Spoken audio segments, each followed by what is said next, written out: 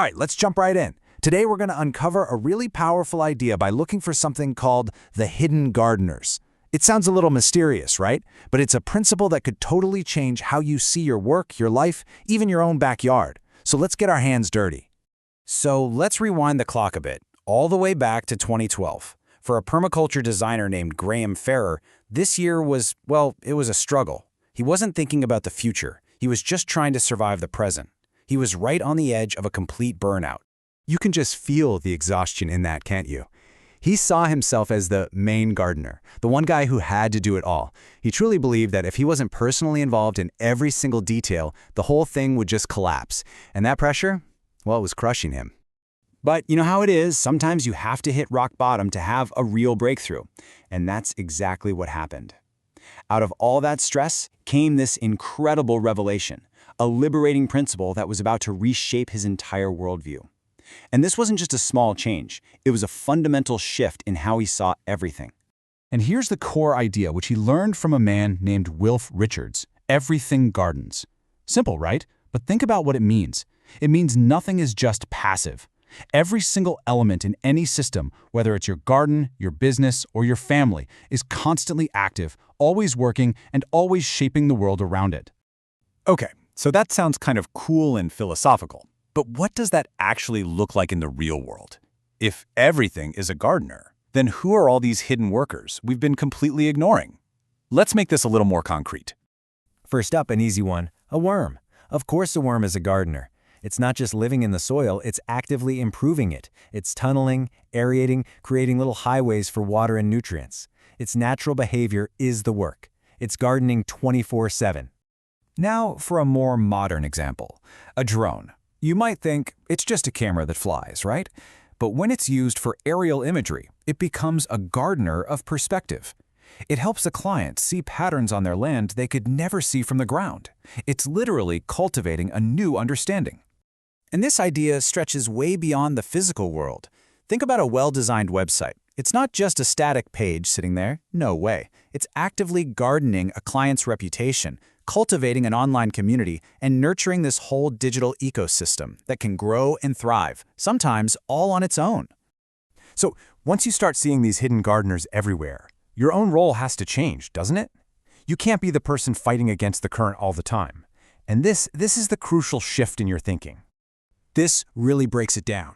Before, Graham was a laborer. He'd see a weed, and his only instinct was to fight it, rip it out of the ground. But now he's a designer. He sees that exact same weed and asks a totally different question. Hey, what job are you doing here? Are you breaking up compacted soil? Are you pulling up some missing nutrients? The whole game changes from fighting the system to working with it. And this really is the bottom line. You just stop trying to force everything to happen. Instead, your job becomes designing a system where every little piece is placed so that its natural tendencies, its built-in gardening habits, end up doing the work for you. So, what's the payoff? What does this new mindset actually create? Well, let's fast forward to 2026 and see what Graham's life looks like now, after embracing this principle for over a decade. His life is no longer this thing he has to constantly push and pull. It's become a self-growing system. His different income streams, from plants to websites to drones, they don't just exist side by side. They actually support and feed each other. His relationships are renewable, and instead of chasing quick fixes, he builds slow, strong solutions. And maybe best of all, he's designed an environment that gardens him, one that supports his energy instead of draining it. And all of this leads to a pretty profound realization. You're not alone in your work. Abundance isn't something you achieve through some heroic solo effort. It's a collective effort. It's a dance between you and all the other hidden gardeners in the great web of life. Okay, this is more than just a nice philosophy. It's a really practical tool. So, how can you start identifying and working with the hidden gardeners in your own life? Here's a super simple framework to get started. It's called the 3-2-1 Action Plan. First, you run your ideas through 3 ethical filters. Then, you apply this everything gardens principle to 2 specific areas in your life. And finally, you identify just one result that's already happening on its own.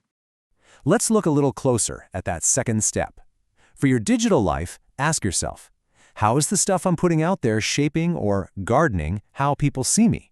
And in your home or your actual garden, find one thing you think of as a pest or a weed, and seriously ask, what problem is it actually trying to solve here?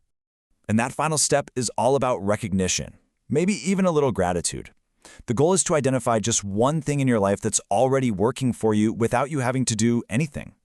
You know, that loyal client, that supportive friend, that one plant that comes back every single year, that's your automated gardening right there. Recognizing it is a powerful thing. So, we'll leave you with this question.